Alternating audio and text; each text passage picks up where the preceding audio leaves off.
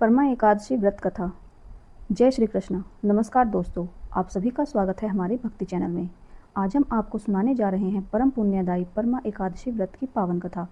मान्यता है कि इस व्रत को श्रद्धा और भक्ति के साथ करने से दरिद्रता, दुख और पापों का नाश होता है तथा भगवान विष्णु की विशेष कृपा प्राप्त होती है। तो आइए श्रद्धापूर्वक सुनते हैं परमा एकादशी व्रत की महिमा और कथा।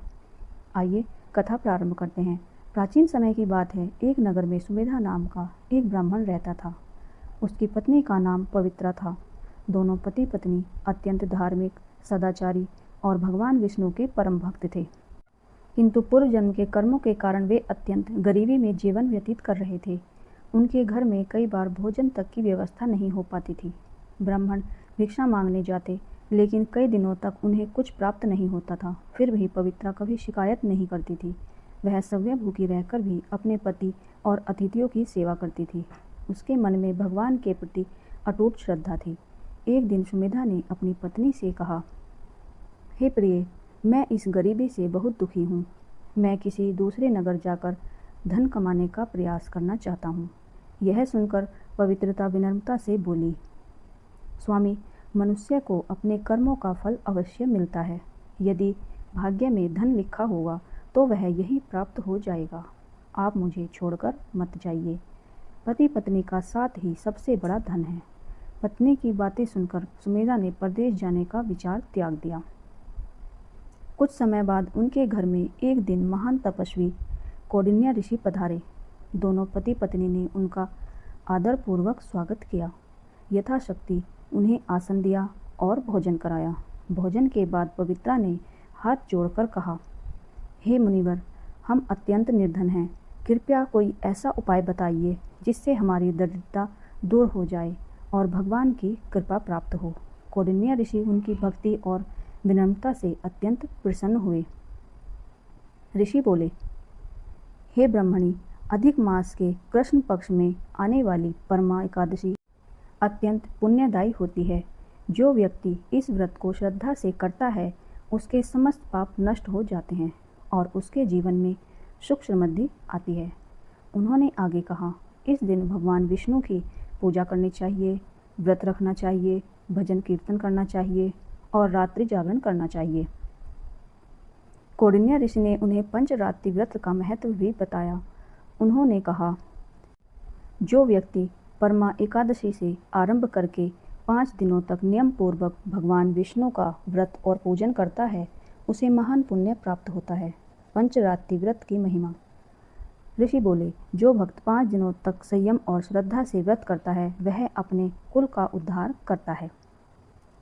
तो जो ब्राह्मणों को भोजन कराता है उसे समस्त संसार को भोजन कराने के समान पुण्य मिलता है। जो दान करता है उसे अनेक यज्ञों का फल प्राप्त होता है। जो भगवान विष्णु का नाम जप करता है उसके सभी कष्ट दूर हो जाते हैं। पवित्रा और सुमेधा ने बड़ी श्रद्धा से ऋषि के वचनों को सुना। परमा एकादशी आने पर दोनों पति पत्नी ने विधि पूर्वक व्रत आरंभ किया। उन्होंने प्रातःकाल स्नान किया, स्वच्छ वस्त्र धारण किए और भगवान विष्णु की पूजा की। उन्होंने पूरे दिन उपवास रखा, विष्णु सहस्त्र नाम का पाठ किया और भगवान का भजन कीर्तन किया। रात्रि में जागरण किया और भगवान की महिमा का गुणगान किया। इसके बाद 5 दिनों तक उन्होंने पंचरात्रि व्रत का पालन किया। भगवान की कृपा, उनकी सच्ची भक्ति और श्रद्धा से भगवान विष्णु अत्यंत प्रसन्न हुए। कुछ समय बाद एक राजकुमार वहां आया। उसने उनकी धार्मिकता और सदाचार देखकर उन्हें रहने के लिए एक सुंदर घर प्रदान किया। उनके साथ ही जीविका चलाने के लिए पर्याप्त धन और साधन भी दिए। धीरे धीरे उनकी गरीबी समाप्त हो गई। उनका जीवन सुख, शांति और समृद्धि से भर गया।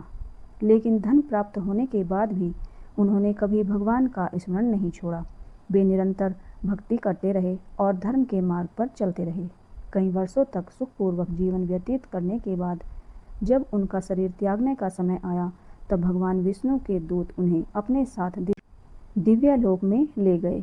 इस प्रकार परमा एकादशी व्रत के प्रभाव से उन्हें इस लोक में सुख और परलोक में मोक्ष की प्राप्ति हुई।